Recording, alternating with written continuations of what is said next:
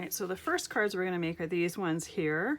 And we're going to use a bunch of different ink colors to create some fall foliage. Now you could do one color at a time and just create a yellow leaf or a green leaf or whatnot, but it just looks more authentic to have the colors mixed up. But there is a right and a wrong way to do it.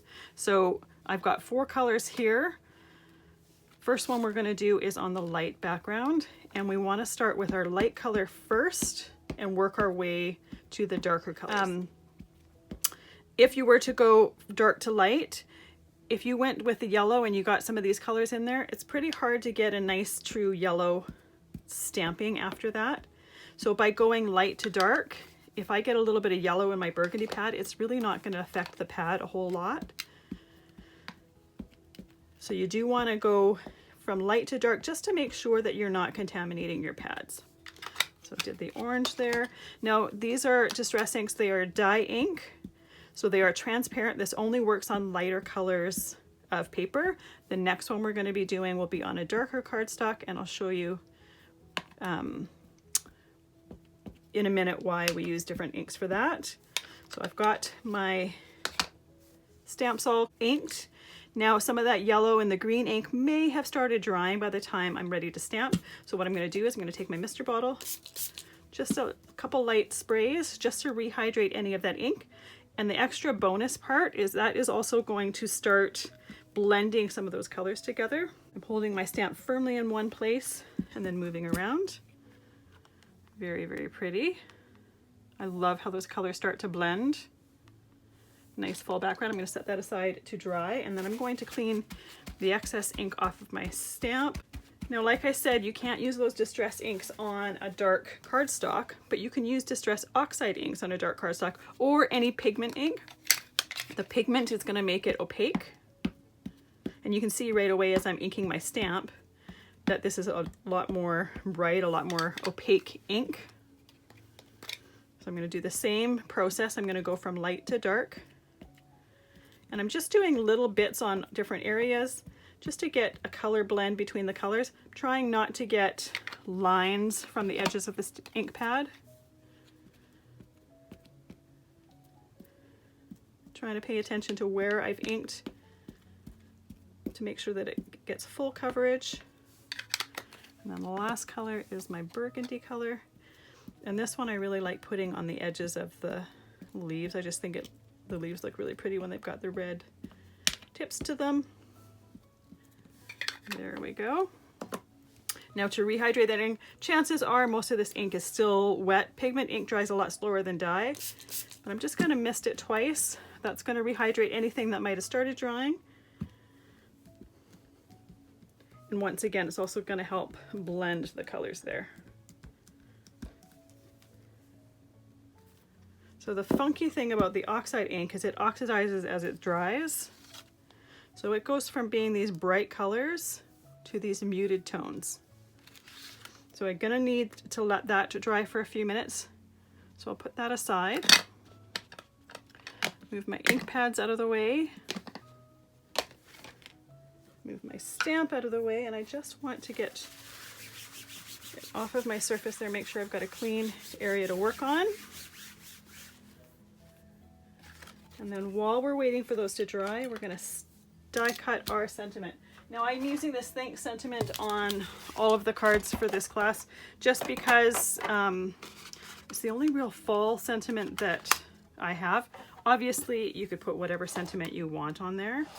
The only stamp I have with fall sentiments are really, really tiny and you wouldn't really see them. And I really want the focus of these cards to be the leaves and the technique used to create those leaves.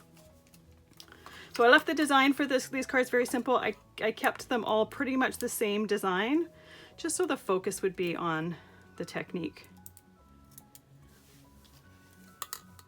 And then what I did for each one of them, because most of the techniques, I think all of the techniques actually, are 2 different versions of the same technique. Oh, 1 second. I need it once again. I need to cut the brass one out. What I'm doing for the sentiment is I have 2 colors of cardstock that match both of them or coordinate with both of them.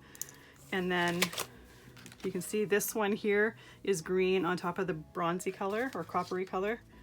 And this one here is the bronzy coppery color on top of the green. Once again, just to keep it nice and simple. But you can do whatever colors work with whatever inks you are doing. Because the oxide inks actually change color as they dry, it was a little bit more challenging for this particular one to choose what color to do the sentiment in.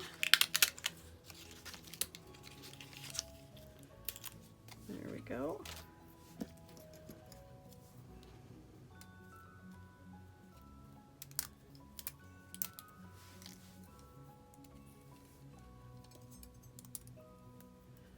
A die pick is one of your best friends when taking die cuts out of dies, because they all have those holes in there and it just helps you poke those pieces out a little bit easier. That one is out. You want to make sure that all those little bits are out before we glue anything together. I'm going to put that one on top of that one, this one on top of this one. I'm using some Distress Collage Medium. Once again, the reason why I love Distress Collage Medium is it dries completely clear and it dries matte. So if anything comes out, you're really not going to see it. Now this one, because the cardstock here is metallic and it's got some shine to it, you probably would see the difference in the finish. You'd see a matte area, if you will, but it's going to be a lot less noticeable than something that dries glossy or that dries white. There we go. I'm just going to take a little block here and hold that on there. That way I don't have to hold it. And you can see I don't put glue on the entire thing. I put it on any piece that sticks out in any long area, and that's enough.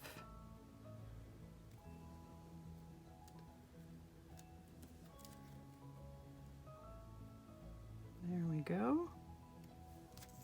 Put that under there.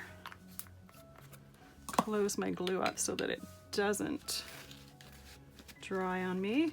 Now I'm going to put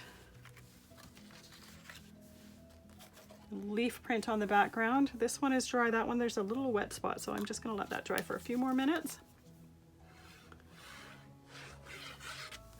And I kept my cards in this orientation, but you could absolutely change them and put your sentiment there as well. That would also work really, really well.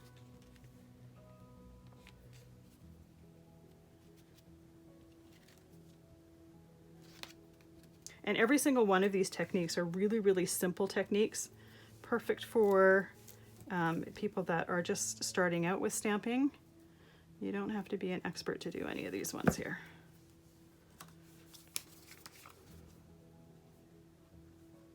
And it's also fun to learn a bunch of different techniques with the same stamp. Now I'm using fall leaves here. You could do Christmas foliage, you could do pretty much anything. For a lot of these, you just want to have some solid space and some open space. It just makes it look a little bit more interesting here. So that corner is still, or that little area there is still wet, so I'm just gonna dab the excess off.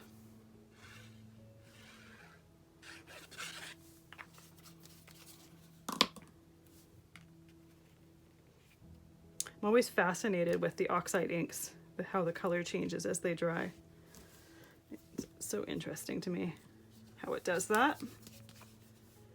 And it's also really cool that there is an ink, as in pigment ink, that you can use on dark colors and see them. Because if I were to take these inks and stamp them on here, you wouldn't be able to tell there was anything on there. There you go. 2 cards down. We just need to let them completely dry, but very, very simple techniques there. We'll see you in the next one where I show you another one.